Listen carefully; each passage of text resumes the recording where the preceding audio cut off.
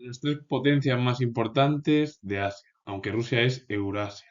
Pero bueno, Rusia, Japón y China son las principales potencias del mundo asiático y en parte, bueno, del mundo europeo, como es Moscú o Rusia.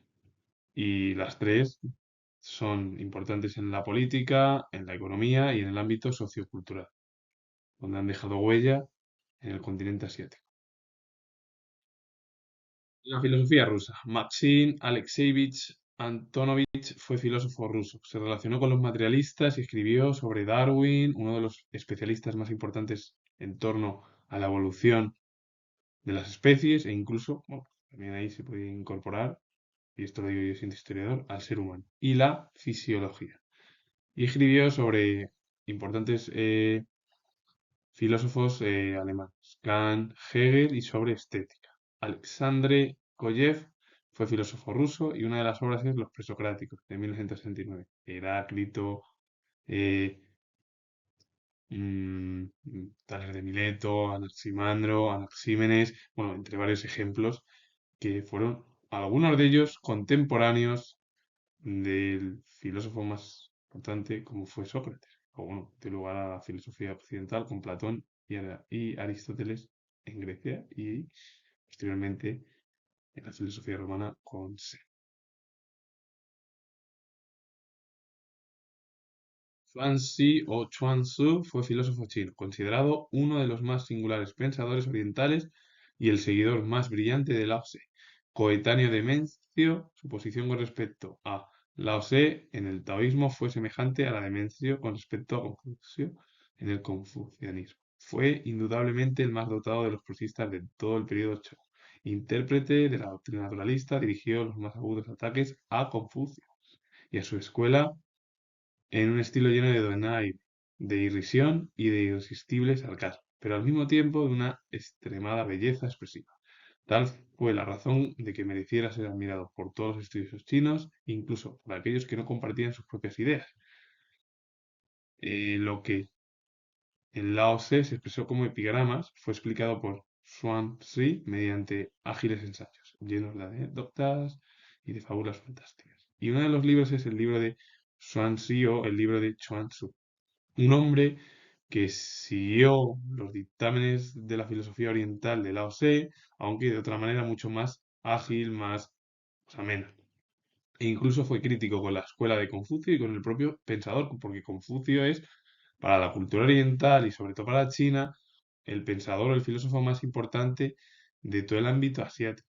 Así que, y eso que han habido como bueno, grandes, Mencio, Lao Tse, Chuanzu o incluso pero claro, el más conocido es que tenemos en el ámbito occidental es a Confucio, porque Confucio al final fue el principal filósofo oriental de la propia cultura y sobre todo de China.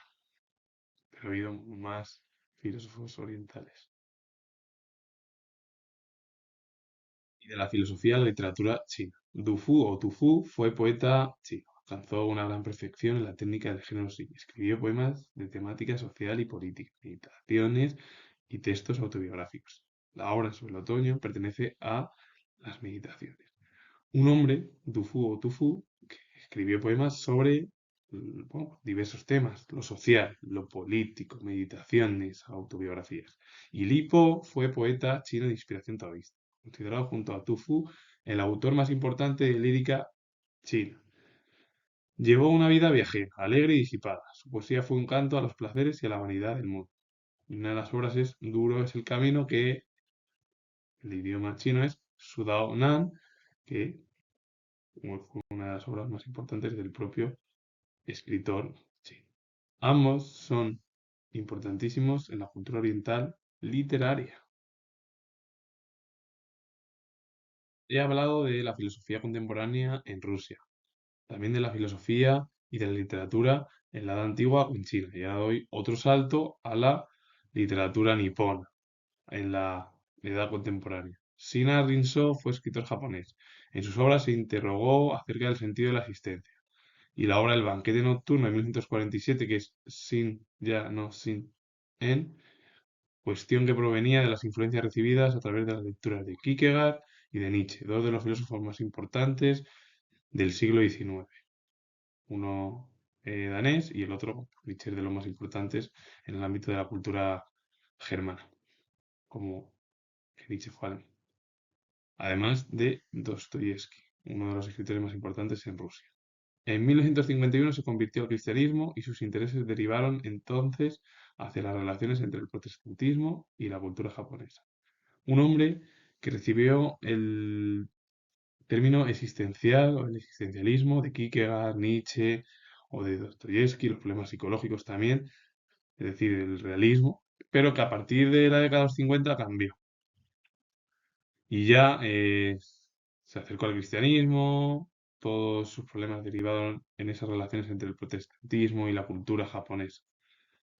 Saburo Oe, que se encuentra en la diapositiva, fue escritor japonés, recibió el Premio Nobel de Literatura en 1994, cumple 30 años, nació en una aldea de bosques montañosos de Shikoku, a la que su familia apenas había salido, pasó la guerra allí, pero la voluntad de estudiar lo llevó a la capital, a Tokio, en cuya universidad ingresó en 1954.